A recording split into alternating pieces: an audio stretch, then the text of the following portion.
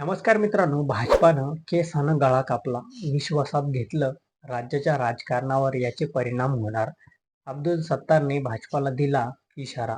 काय आहे ही बातमी आपण सविस्तर या चॅनलच्या माध्यमातून बघणार आहोत. चला तर मग मी सचिन नाईक आणि तुम्ही बघत आहात आपली राजनीती चॅनल. राज्यात महापालिकेत भाजप शिवसेना एकत्र असताना छत्रपती संभाजीनगर जिल्हा परिषदेवर मात्र भाजपने अजित पवारांच्या राष्ट्रवादीला सोबत घेऊन सत्ता स्थापन केली आणि शिंदे सेनेला बाजूला सत्तेपासून दूर ठेवलं. काय आहे ही बातमी आपण संपूर्ण आणि सविस्तर या चॅनलवरती बघणार आहोत. त्या अगोदर नवीन असेल तर सबस्क्राईब नक्की करा. यावरून आता शिंदे सेनेच्या नेत्यांनी संताप व्यक्त केला. आम्हाला चर्चेमध्ये गुंतवून ठेवत भाजपाने विश्वासघात केला.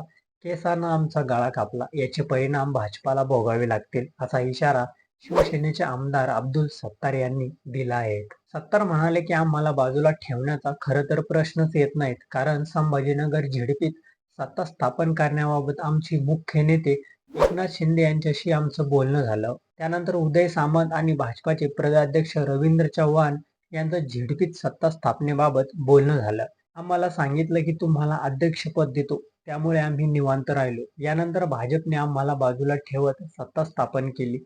हा प्रकार म्हणजे केसाने गळा कापण्याचा प्रकार आहे. आमचा विश्वासघात झालेला आहे. यंदा राज्यात जी राजकीय परिस्थिती निर्माण झालेली आहे, यामध्ये सगळीकडे सध्या महायुतीची सत्ता आहे.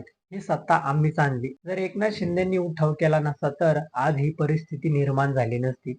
इतका मोठा त्यांचा त्याग असूनही त्यांनी मित्र पक्षांमध्ये मोठ्या भावानं छोट्या भावाला खाण्याचा हा पहिल्यांदाच घडलेला प्रकार संभाजीनगर जिल्ह्यातला हा दुर्दैवी आहे. याच्या मी आमच्या वरिष्ठांना माहिती देऊ. या निर्णयाचे परिणाम म्हणजे जिल्हा परिषद पुरतेच नाही तर आम्ही संपूर्ण महाराष्ट्रात आणि देशात त्यांच्या सोबत आहोत. आम्ही शब्द पाळणारे लोक आहोत. शब्द दिला म्हणजे दिला. भाजपने युतीचा धर्म पाळलेला नाही, त्यामुळे आम्ही संभाजीनगर झेडपीच्या निवडणुकीवर बहिष्कार टाकलाय. यानंतर अनेक निवडणुका होतील. हा काय फक्त संभाजीनगर जिल्ह्याचा एकमेव प्रश्न नाही.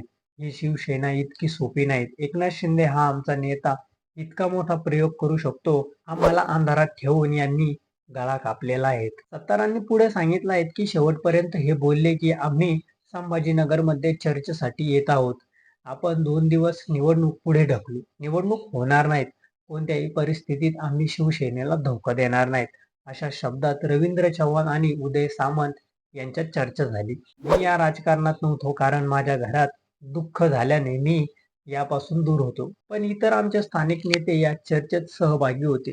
तसंच आमचे वरिष्ठ नेतेही या चर्चेत होते. आमच्या वरिष्ठांनी आम्हाला सांगितले की आपली झेडपीसाठी युती झालेली आहे. तुम्ही काहीही करू नका. त्यानंतर युती झाल्यानंतर हे परिणाम आपण पाहत आहेत. दरम्यान छत्रपती संभाजीनगरमध्ये जे झालं त्याचे परिणाम राज्याच्या राजकारणात 100% होणार, असा गंभीर इशारा यावेळी अब्दुल सत्तार यांनी दिला. याची तक्रार आम्ही आमच्या वरिष्ठ नेत्यांकडे करू. आम्ही 5ही आमदार मुंबईत जाऊन एकनाथ शिंदेची भेट घेणार आहोत. हा पक्षाचा विषय आहे. ही काही छोटीशी निवडणूक नाहीत. याचे परिणाम पुढच्या प्रत्येक निवडणुकीत भोगावे लागतील, असंही अब्दुल सत्तार यांनी म्हटलं आहे.